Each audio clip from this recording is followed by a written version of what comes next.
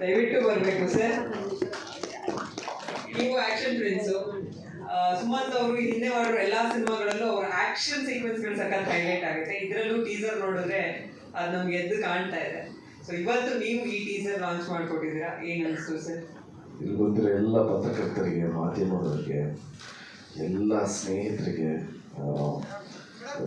ಈ ಕಾರ್ಯಕ್ರಮನ ವೀಕ್ಷಿಸ್ತಿರೋ ಎಲ್ಲ ತಾಯಂದಿರಿಗೆ, ನಮ್ಮ VIPsಗೆ, ಹಾಗೆ ಇಲ್ಲಿ ನಮ್ಮ ಸರ್ ಇದ್ದಾರೆ, ಅರವಿಂದ್ ಸರ್, ತ್ರಿವಿಕ್ರಮ್ ಅವರು, ಕರಣ್ ಸರು, ಆ್ಯಂಡ್ ನಮ್ಮ ಆ್ಯಕ್ಟರ್ ನಮ್ಮ ಸುಮಂತ್ ಸರು, ಇಡೀ ಎಂಟೈರ್ ಚೇಸರ್ ಟೀಮ್ಗೆ ನಮಸ್ಕಾರ.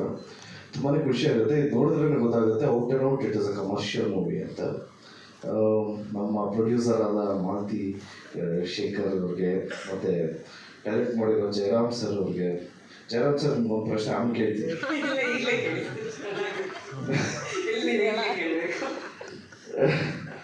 ಆ್ಯಂಡ್ ಹೀರೋಯಿನ್ ಆಗಿ ಮಾಡಿರೋದು ರಕ್ಷಾ ಮೆನನ್ ಅವ್ರಿಗೆ, ಮತ್ತು ದೊಡ್ಡ ಸ್ಟಾರ್ ಕಾಸ್ಟ್ ಇದೆ, ಎಲ್ಲ ಸಾಕಷ್ಟು ಹಿರಿಯ ಕಲಾವಿದರಿದ್ದಾರೆ.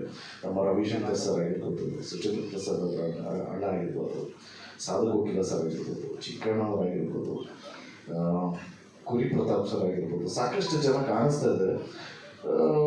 ನಾನು ಅದನ್ನೇ ಹೀರೋಸನ್ನ ಕೇಳಿದೆ, ಎಷ್ಟು ದಿವಸ ಶೂಟ್ ಮಾಡಿದ್ರಿ ಅಂತ.